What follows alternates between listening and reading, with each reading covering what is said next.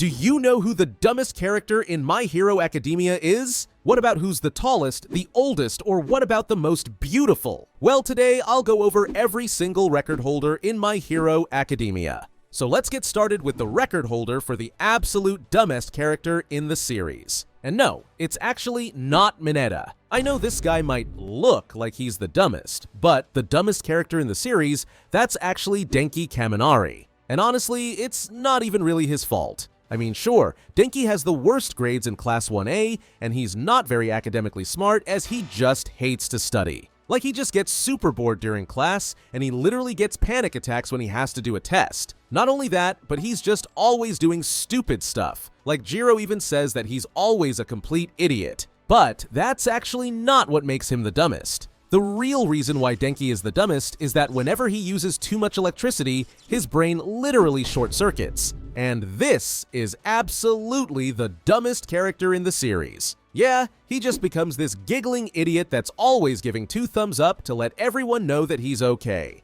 So yeah, Denki's the dumbest, but who's the smartest? Well, I know a lot of you thought about Momo, and yeah, she's literally known as a genius. Like, she not only gets the highest grades and always gets first place in the exams, but her analytical skills are amazing. Plus, with her creation quirk, she can create almost anything from her body. But she needs to understand the entire molecular structure of each object she creates, which is insane. Still, there is someone even smarter than Momo, but no, it's absolutely not all for one. I mean, even though this guy is supposed to be this genius, he's done a lot of very stupid things. Like, why didn't he just go after Erasure Head again and take him out? Or why didn't he use Kurogiri's warp to take out the heroes one by one? So All for One is not the smartest, because the smartest, that's Principal Nezu. Yeah, don't let this cute little guy fool you, because he's a genius. Thanks to his quirk High Specs, Nezu's IQ is way higher than anyone's, and his perception, reactions, and calculations are way beyond what any person could ever reach. Like, we've literally seen Nezu destroy Denki and Mina during their final exam by just using a literal crane. And we also saw him transform UA to a secure fortress that could make the ground into shelters that are able to move into an underground network and transport to different safe areas. So yeah, with his quirk, this guy is a super genius and the absolute smartest guy in the series. But talking about smarts and IQ, let's talk battle IQ. And most of you guys thought about Izuku, right? I mean, he mastered all of the one-for-all quirks super fast. And don't forget during Class 1A's fight against Mirko, where he was literally the only one who caught Mirko off guard and almost hit him, which made Mirko super impressed by him. Plus, during the final fight against Shigaraki, he showed his insane battle IQ by not only literally using his black chains to carve a piece of the ground so Shigaraki couldn't use decay, he also used Smokescreen and one of the one-for-all embers to fake out his position. And then, when Gearshift basically fried his muscles and made him unable to move, Deku used Black Whip to make himself move. So yeah, Izuku's got some crazy battle IQ. But honestly, Bakugo's battle IQ is even better. Like, during the final war, he literally learned Shigaraki's attack patterns on the fly, blasted him over and over, and even made Shigaraki kinda scared of him. He then also evolved again during his fight against All for One, and actually managed to beat the greatest villain of all time thanks to his insane battle IQ and explosive quirk. I mean, he seriously snuck sweat into AFO's mouth so he could blow him up from the inside. That's insanely smart, right? And come on, but Bakugo has shown his big brain battle IQ since the start of the series. Like, he saved Tokoyami from Dark Shadow's rampage by using the light from his explosions, he beat Deku by analyzing his every move, and a lot more. But okay, enough about brains, let's instead talk about looks, specifically the most beautiful woman in the series. And some of you will probably say Uraraka, some of you might say Mirko, or maybe even Momo. But nope! The most beautiful woman, or well, women, in the series is both Mount Lady and Midnight. Yeah, these two have to share the record, as literally everyone is simping for both of them. Like, instead of cheering when Mount Lady takes down a villain, people just whip out their phones immediately to take photos of her. And Midnight? They literally had to ban her original hero costume because it was too sexy. Yep, seriously. So yeah, both of them are known for their insane hotness. So we know who the most beautiful women are, but what about the most beautiful man? Now, some might say it's Hawks, since this guy is obviously very good looking. But the most beautiful man in the series, that's gotta be Shoto Todoroki. Yep, I mean, every single girl at UA thinks this guy is super handsome. and Mina even said that he's absolutely the best looking guy in Class 1A. But it's not just Class 1A that thinks Shoto's hot, everyone thinks that. Like Cammy asked him for his phone number, and even Mount Lady thought he was super hot and tried flirting with him, though Shoto, being Shoto, had absolutely no idea what was going on. But hey, if Mount Lady thinks you're the hottest, then he's the clear winner. Now, who's the tallest in the series? That title goes to none other than Gigantomachia. This guy's literally an enormous giant, standing at a massive 25 meters tall, or if you're using freedom units, that's about 82 feet. So just imagine being one of the heroes trying to take this monster down when he's running at you, because he's not only huge, he's also insanely strong. Like, he can easily pulverize the ground with a simple punch and just blast buildings by running through them. Moving on from tallest character to one of the shortest characters, and the record holder for the shortest character, that's not just a literal baby, is Nezu. As he's just 85 centimeters, that's 2 feet 8 inches. But as I said before, don't underestimate this guy, because even though he's a little cutie, he's a super genius, and the literal principle of UA. But talking about height, we also gotta talk about age. And the oldest character in the entire series is, of course, All For One. We know for a fact that All For One is over 121 years old, though we still don't know his exact age. But how is he that old? Well, thanks to his Life Force quirk, which doubles the user's lifespan and slows down his aging to make him look way younger than what he really is. So, All For One has literally been alive since quirks first appeared. And since then, he's been ruling Japan from the shadows for over 100 years, stealing quirks and straight up eliminating anyone he didn't like. So with near immortality and the ability to steal any quirk he wants, All For One was almost impossible to beat. Well, almost. Anyway, staying with the oldest characters, we've got the oldest character in Class 1A, and that's actually Bakugo. Yeah, he was born on April 20th, making him the senior of the class, even if he definitely doesn't act like it most of the time. But if Bakugo is the oldest, then what about the youngest? Well, that's Mezo Shoji. Shoji is actually 1 year younger than Bakugo and most of Class 1A, and he's born on February 15th. Though this guy does not look like he's the youngest. Now, let's literally pick up the pace and talk about who the fastest character is. And yeah, you might think that that title easily goes to Tenya, because with the engines in his legs, this guy can basically become a human rocket. Yeah, he absolutely blitzed Juzo during the joint training fight thanks to his Recipro burst,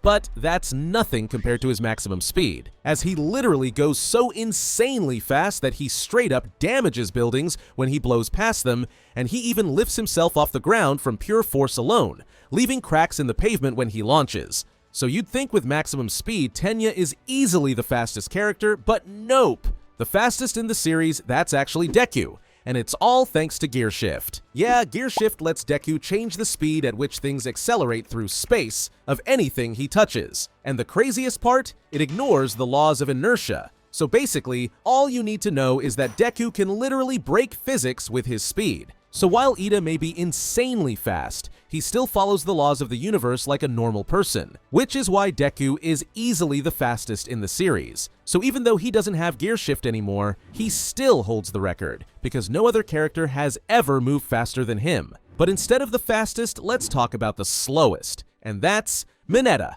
Yep! During the 50-meter dash in the quirk apprehension test, Mineta came dead last. And I would say it's because he got distracted by looking at the girls, but nope, he is just so slow. But speaking of Mineta, we gotta talk about the next record, the biggest perv in the series, and Mineta is easily the record holder here. I mean, you all already knew this, right? Like, this perv literally started drooling the second he thought about the girls bathing right beside them. He even tried to peek on them over the wall, though that obviously didn't work. He also got caught spying on the girls' locker room, he literally sniffed their stuff, and yeah, he even touched Asui during the USJ attack. So yeah. Anyway, let's move on to the character who is hands down the most evil of them all. And honestly, we've got some very twisted and evil characters, like Shigaraki. Like, this guy has killed so many innocent people and heroes, but that's actually All For One's fault for literally destroying his life and turning him into a monster. So the most evil character in the series is obviously All For One.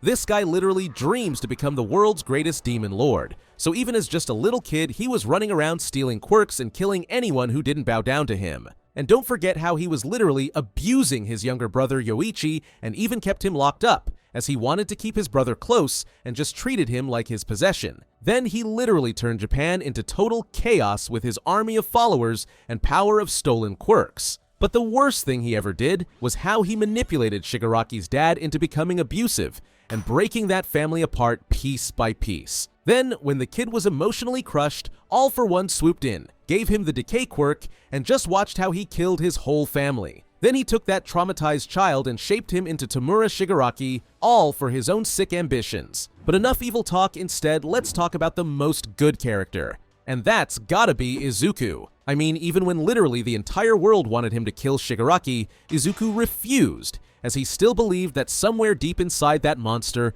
was a scared little kid who could still be saved. Like seriously, Shigaraki literally wiped out entire cities, and Izuku still wanted to help him. We've also seen Izuku risk his life over and over again to save people, like how he broke his entire body to save Uraraka, or when he saved Koda by literally hanging onto him with his teeth because the rest of his body was completely shattered, or when he helped Shoto overcome his trauma during their sports festival fight and finally use his flames, even though Shoto was super rude to him before. Yeah, Izuku is just such a good character and just so wholesome. Now, let's continue by talking about the strongest characters in the series.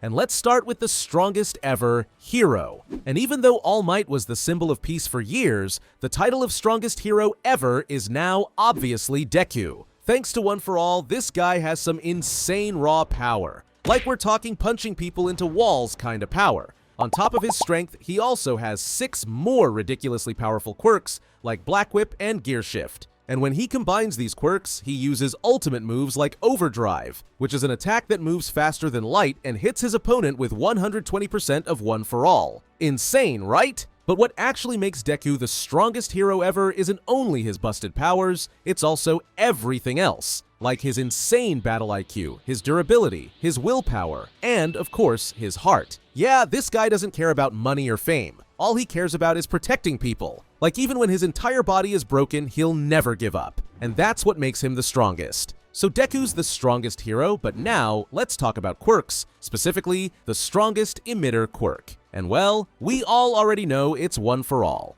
First off, One For All gives its user an absolutely ridiculous amount of raw power. Yeah, we're talking superhuman levels of strength, speed, agility, durability, you name it. Which is why Deku kept breaking his body like 100 times, as his body just couldn't handle that insane power yet. But the craziest part is that One For All is basically 7 quirks in one. Yeah, you've got the main power boosting ability, but then you've also got Black Whip, Float, Smokescreen, Danger Sense, Fajin, and of course, Gear Shift. So even though there are a lot of crazy strong emitter quirks, like Star and Stripes New Order or Aries Rewind, One For All is obviously the strongest. Moving on to the strongest transformation quirk. And first up, we have to talk about Tamaki Amajiki's Manifest quirk.